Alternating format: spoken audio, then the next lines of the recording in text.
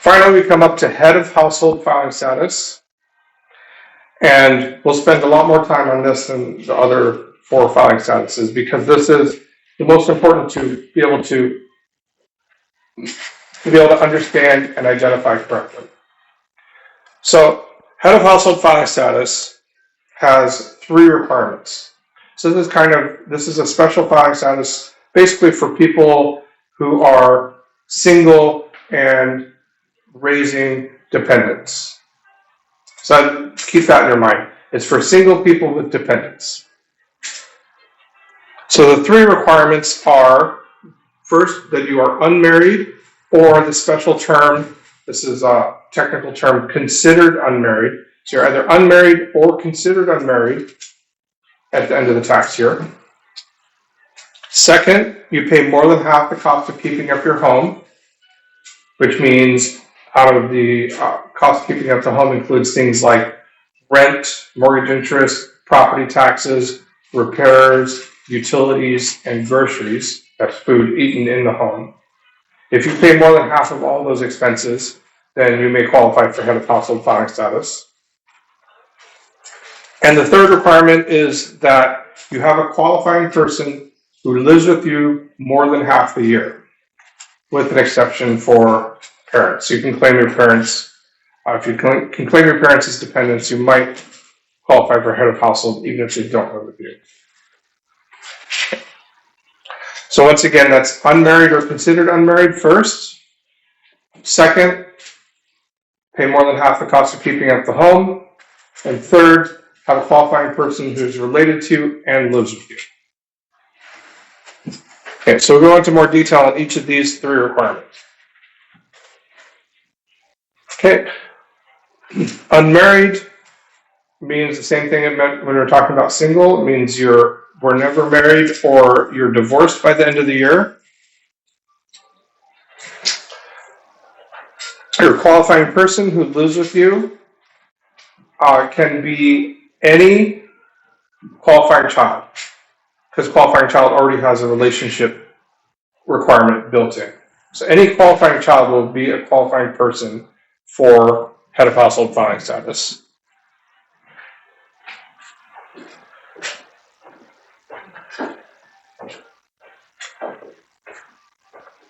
And let's see.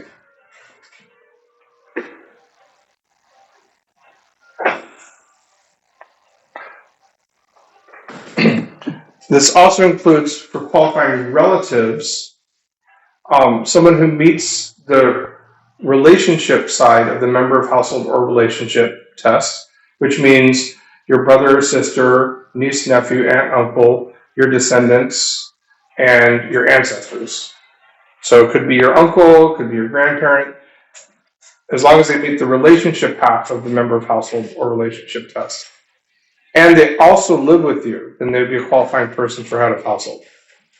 So if I'm supporting my brother and he lives with me, that would qualify me for head of household. If I'm supporting my brother but he has his own apartment and I pay his bills, then he's still my dependent, but he would not qualify me for head of household status. Anyone who is your qualifying relative, if they're your dependent, but they're not related to you, remember, if they live with you the entire year, they can be your dependent without being related to you. That person is not a qualifying person for head of household filing status. So it'd be single dependent. Yeah.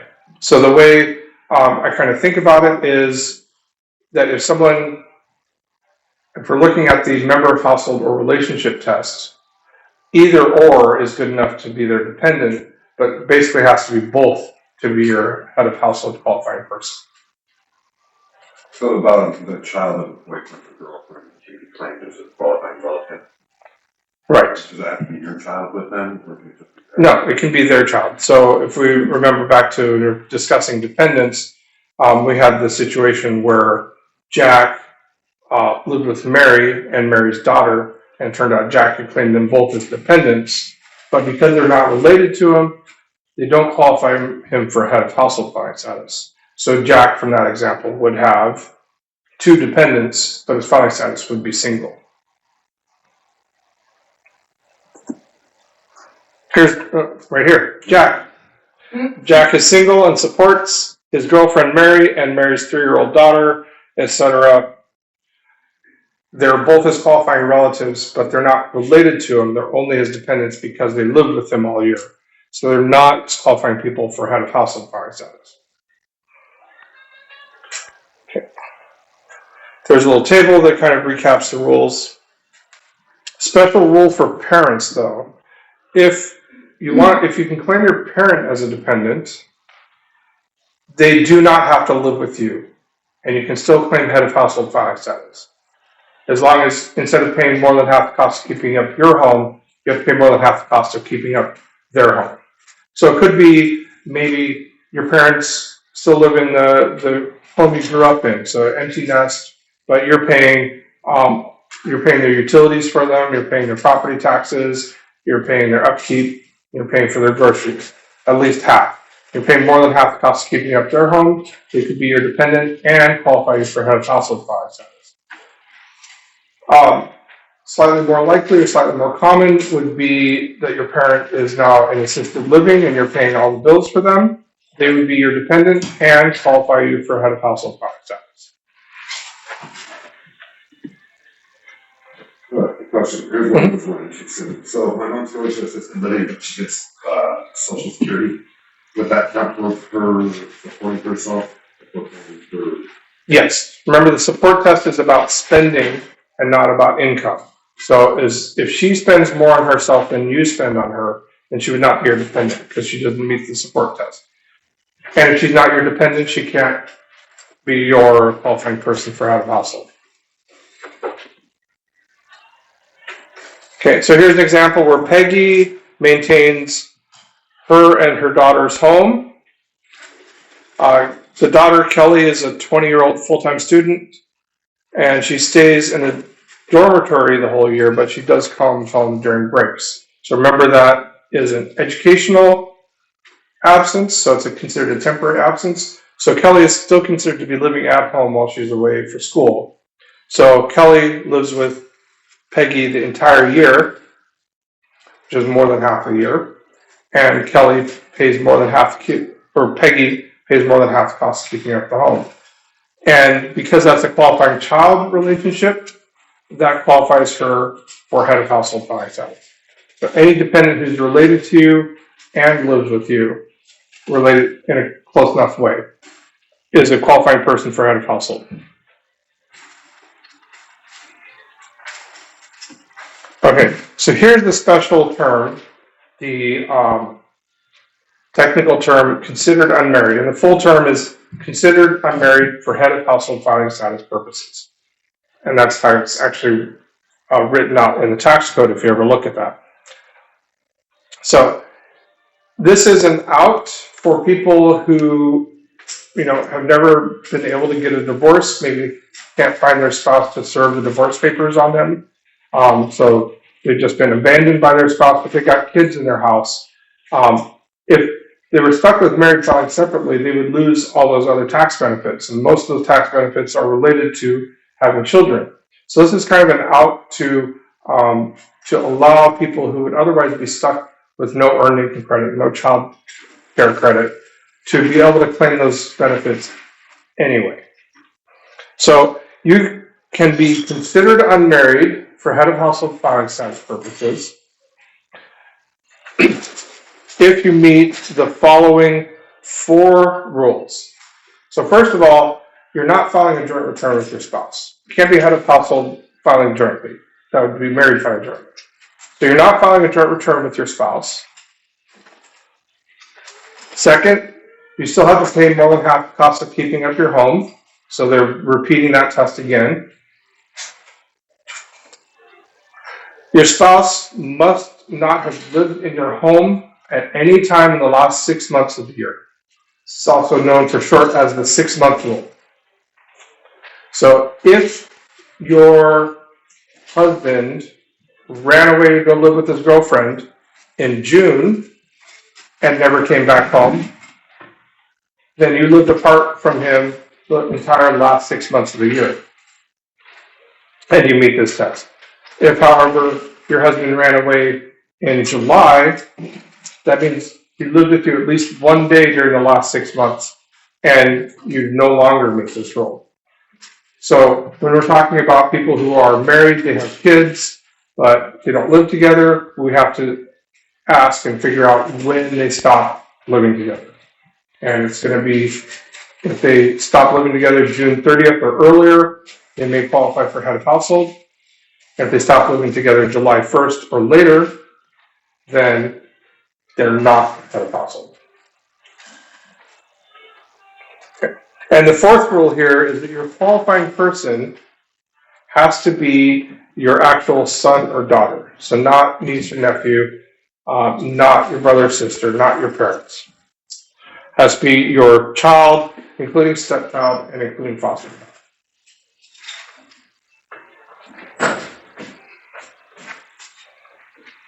Would it count if a child was placed with you through MCS? Yes, that would be a foster child. So even if my niece is from the foster child, if they were placed with MCS? Yes. Mm-hmm.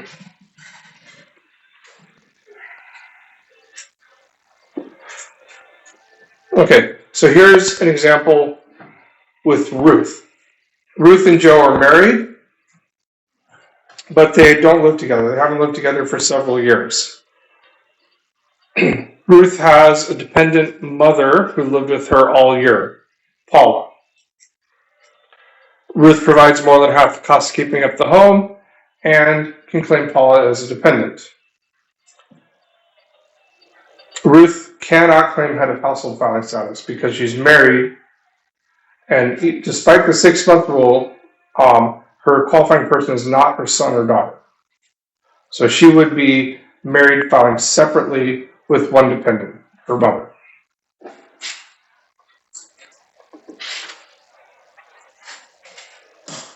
Okay. So if you're married and you don't meet these 4 tests to be considered unmarried for head of household filing status purposes, then you're stuck with either married filing joint or married filing separate. So even if your spouse is absent, you might be able to track them down long enough to file a joint return. You can file married filing joint. So we're covering the abandonment part of the head of household, right? Yes. Mm-hmm. Yeah, we're talking about the last 6-month rule or the considered unmarried rule for head of household filing status purposes. Awesome, thank you.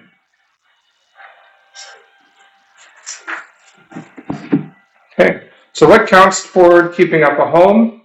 And that is going to be anything that benefits the entire household. So that is rent, mortgage interest, property taxes, repairs and maintenance, insurance, utilities, and food eaten in the home. So the cost of going out to eat are not part of keeping up the home, but the cost of maybe having delivery or just your regular groceries are part of the household costs. Costs keeping up the home do not include what would otherwise be considered support for someone. The cost of education or entertainment for someone is not part of keeping up the home. There's a worksheet in case it's ever borderline or close and we want to figure out and be accurate. Most of the time it's going to be obvious. If we have a single mom bringing up 2 kids, she'd pay more than half the cost of keeping up the home. Both the kids are like 9 and 12. Okay. Before I go to qualifying surviving spouse, I'm going to once again review that. So, head of household has 4 rules. 1, he must be unmarried or considered unmarried.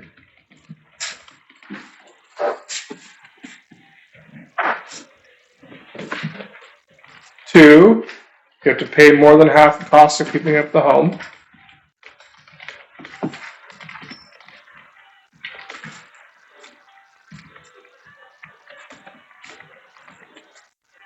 3 rules. And the 3rd rule is qualifying person is related to you and lived with you more than half the year. Okay. And then for considered unmarried,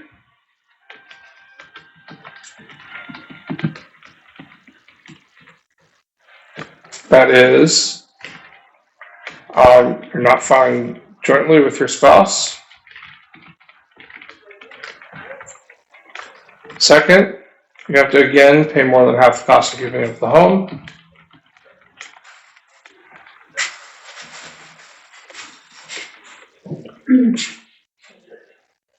Third is the last 6 month rule.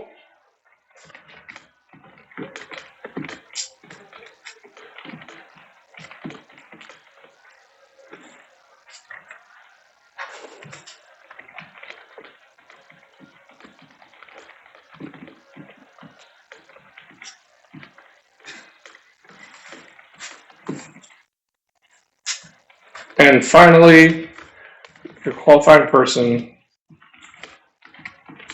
must be your son or daughter,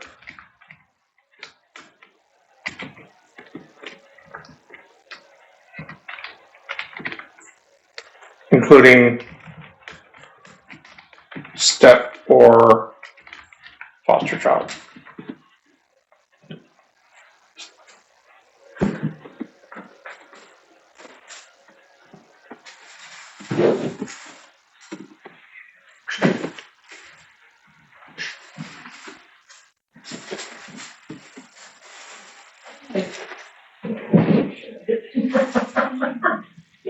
Write it down. There's one coming on there.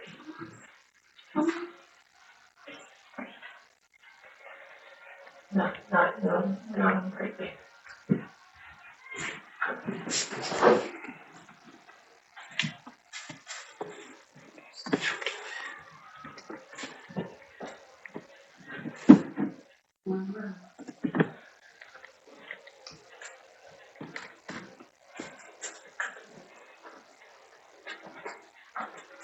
Okay, so we absorbed all that.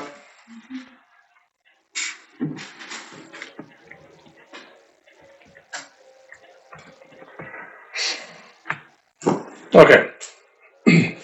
So we'll move on now to qualifying surviving spouse. And this is kind of, I think of it as kind of a supercharged head of household filing status. So head of household filing status has a higher standard deduction, $20,800, which is more than single but less than married filing joint. They have lower tax rates than single, but their tax rates aren't quite as low as married filing joint. Qualifying surviving spouse, though, gets the same standard deduction as married filing joint and the same tax rates as married filing joint. So this is a really extra beneficial filing tax. For water? Robin? Your name? Mike. I'm sorry, first. Yeah. Oh, just on my phone.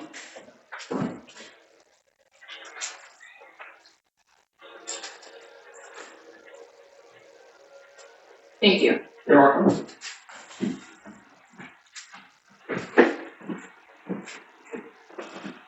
Okay. So I was saying same tax rate and same standard deduction as married filing joint.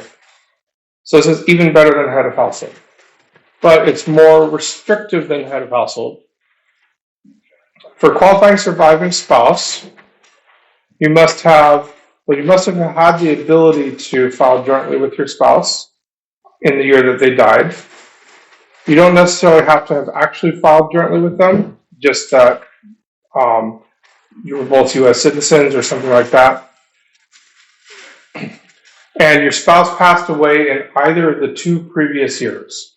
So again, we're always talking about 2023 taxes in this class.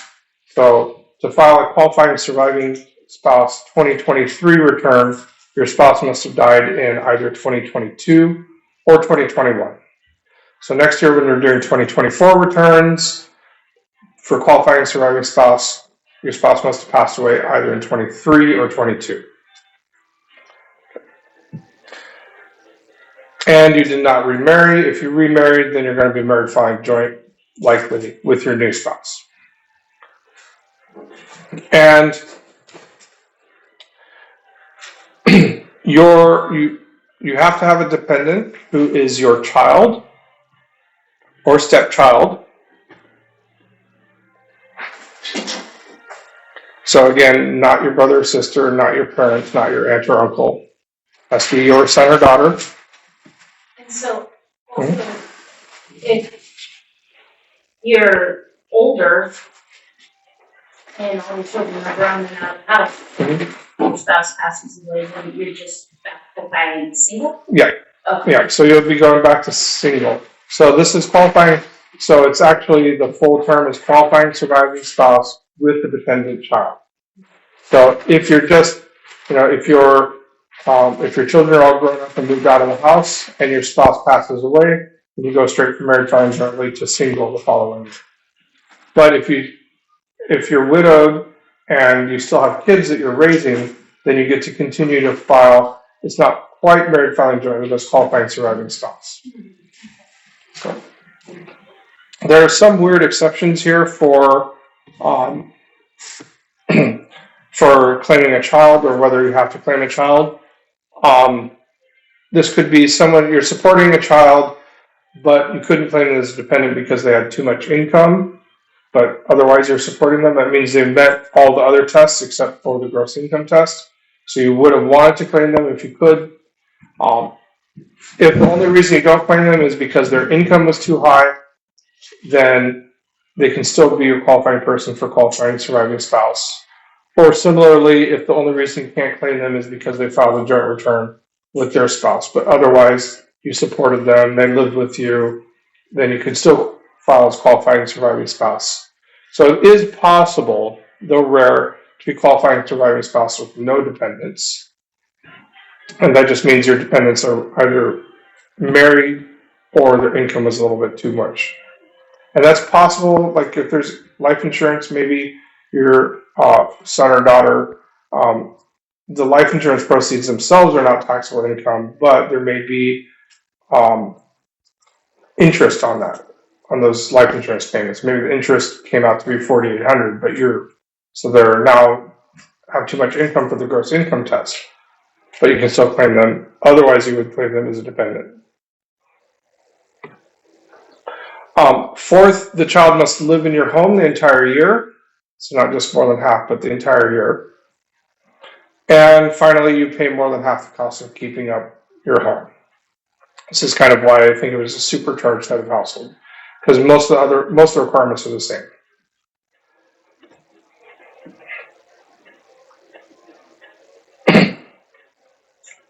Okay, this is death or birth of a child. Same rules as for dependency.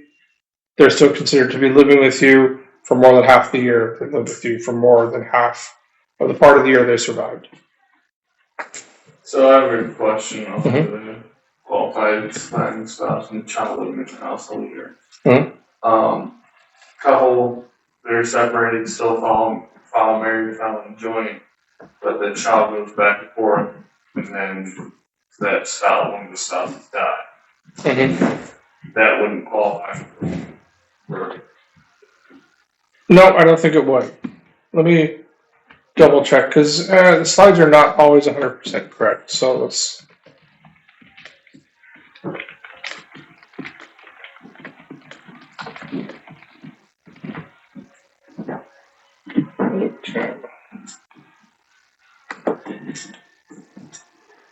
So surviving spouse this is actually the rules that Congress wrote. Surviving spouse means taxpayer whose spouse died during either of the two preceding tax years, who maintains a household, is the principal place of abode of a dependent, who is a son, daughter, stepson, or stepdaughter,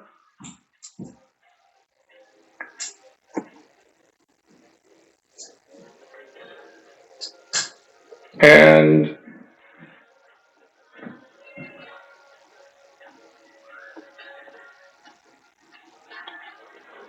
I don't see where it says here it has to be the entire year. So if that comes up, we may have to look at it.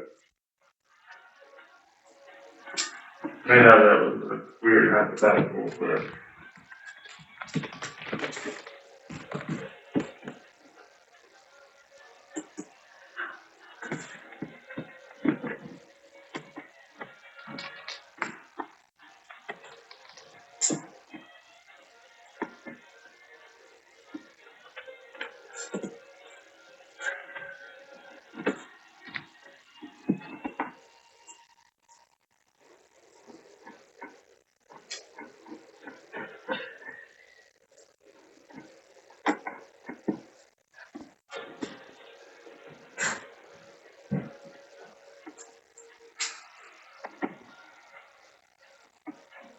Okay, so according to the IRS publication, it does say all year.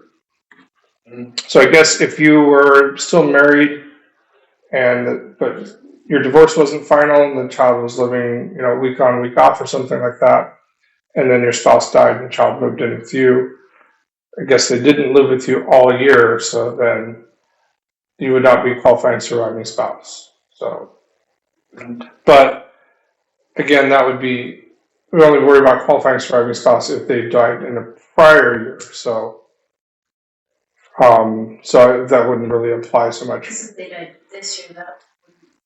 Yeah, if they died this year, then you would be either, right, But next year right. Would have lived with them for the year that got them. Yeah.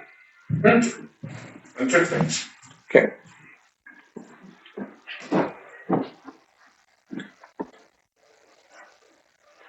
Okay, so qualifying surviving spouse. So one way to think about this is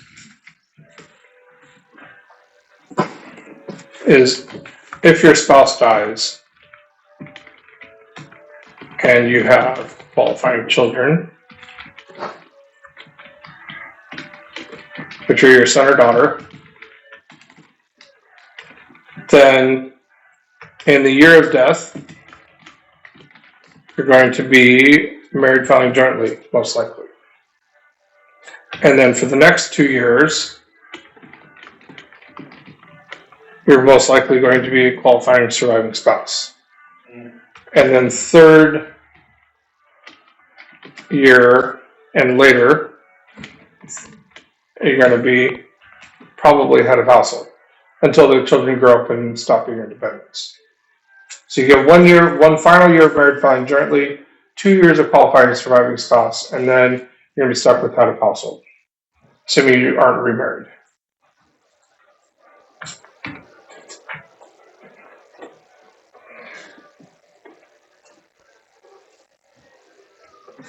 Okay, so these are the 5 filing statuses again, roughly ranked from best to worst.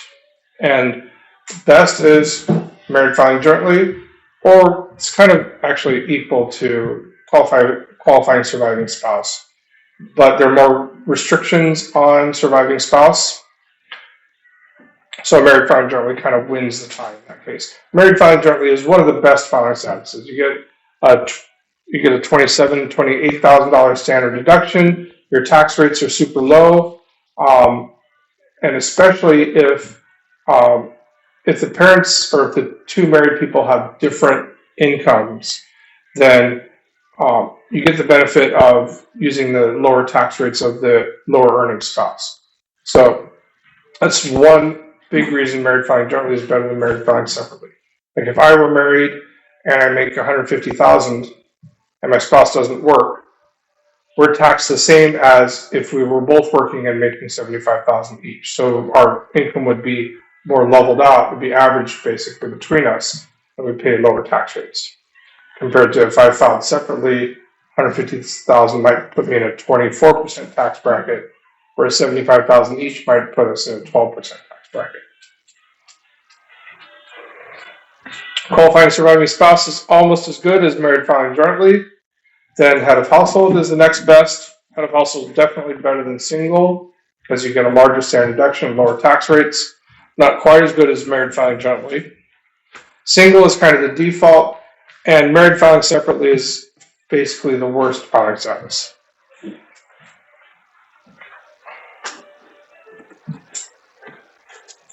Okay, so to summarize, your filing status is going to be based on your marital status at the end of the year, whether you're married or not. So whatever, if you're married, you're married the whole year, and if you're divorced by November, you're divorced the whole year, or as long as it's before December 31st.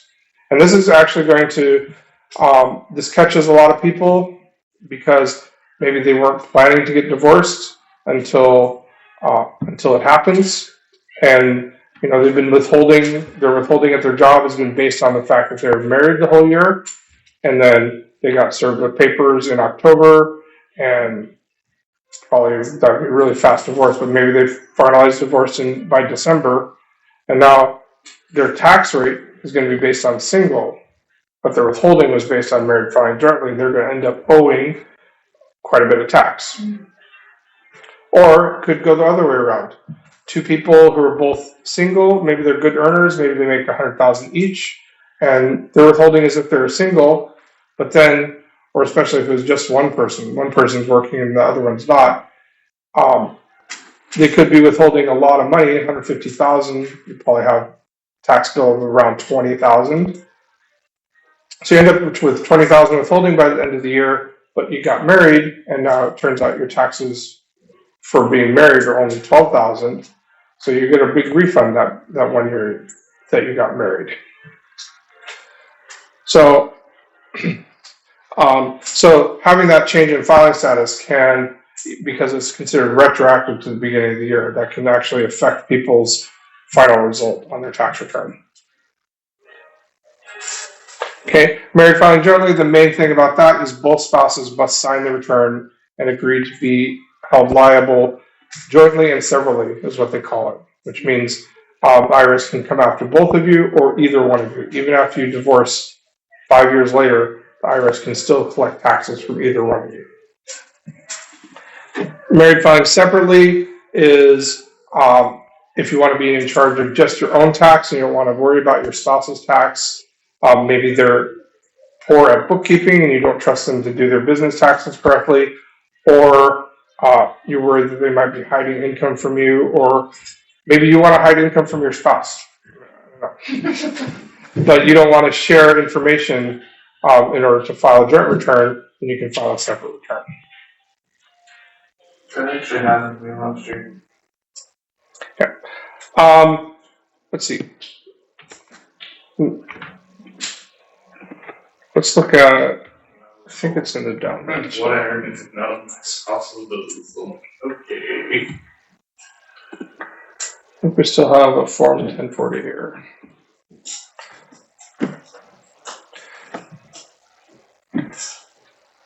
Okay, so this is an example of a Form 1040. So here's your 5 filing statuses, and here is just a blank line next to the filing status. If you file married filing separately, then you still have to put your spouse's name on this line instead of up here. If you file jointly, your name and your spouse's name go up here at the top, but here you put your spouse's name.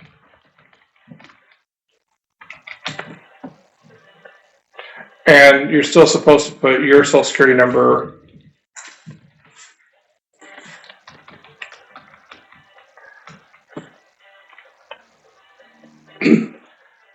on a married filing separate return. This is because some things will match or don't match between one spouse and the other. Mainly it's because if you're filing separately, you can't take the standard deduction if your spouse takes the itemized deduction. So this gives the IRS an opportunity to match up those returns and make sure you're counting your deductions the same way. Remind me,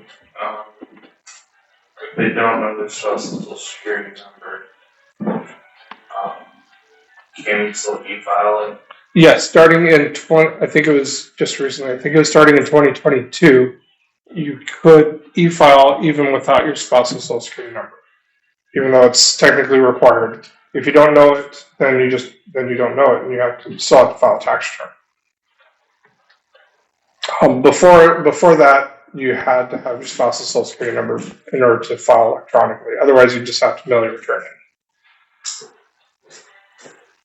in. Also, there is a possibility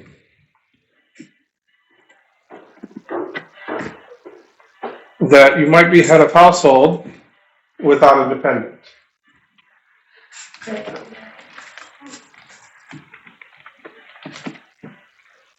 Does anybody have any idea how you could be head of household without any dependents? Child passed away that year. No, they would still be your dependent if they died during the year. Giving your, Yeah, giving your ex the right to find yeah, here what the number is. yeah. So let's review again, because the slide should have gotten through it, but I don't see where it's coming in. Remember Form 8332.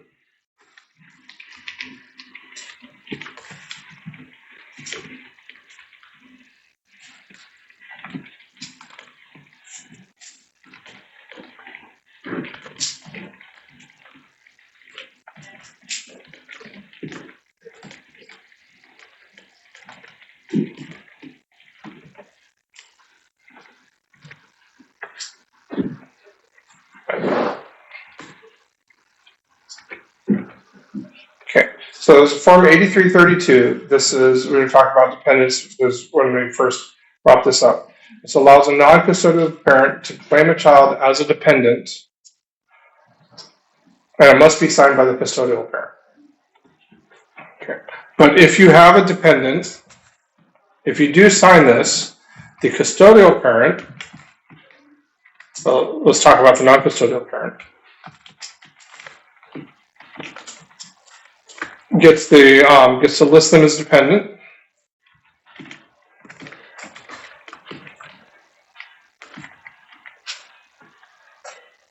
And they'll get the child tax credit.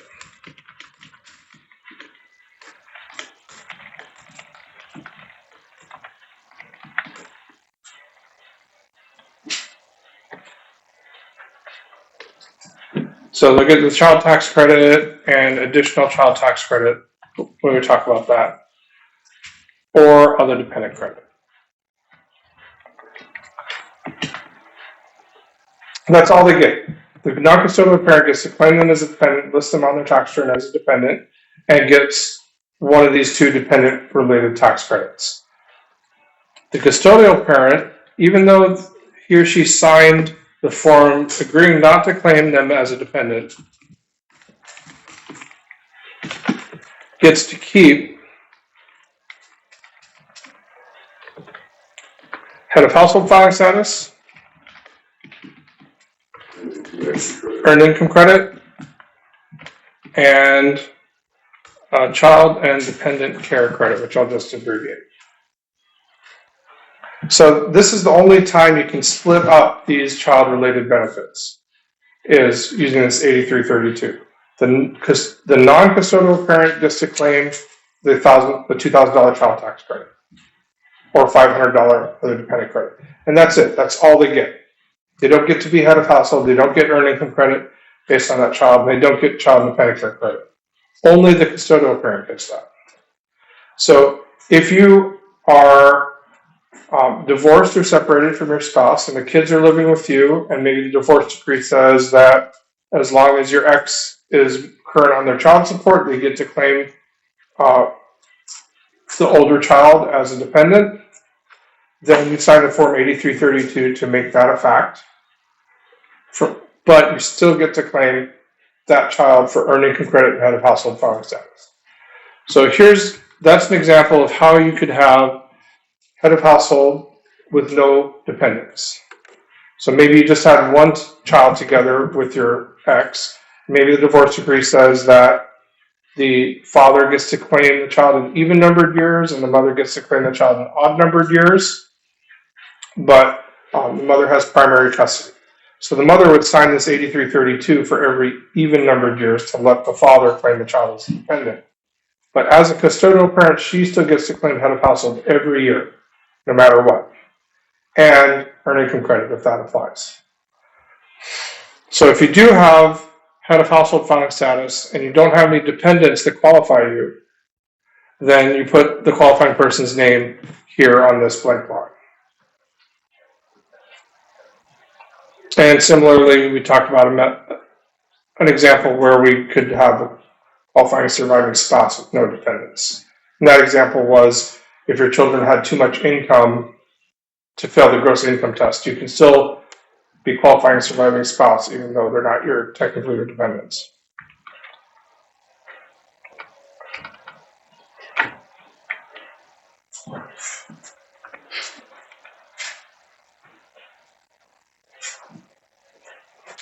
Okay, head of household. You pay more than half of your household expenses. You maintain your home for more than 6 months. And you have a qualifying person who is related to and lives with you, which means either your qualifying child or a qualifying relative who meets both sides of the member of household and relationship test. Considered unmarried means that your qualifying person is your son or daughter, and your spouse did not live with you at any time during the last 6 months of the year. And qualifying surviving spouse is basically like head of household, except you get to use it for 2 years after your spouse died, as long as your qualifying person is your son or daughter.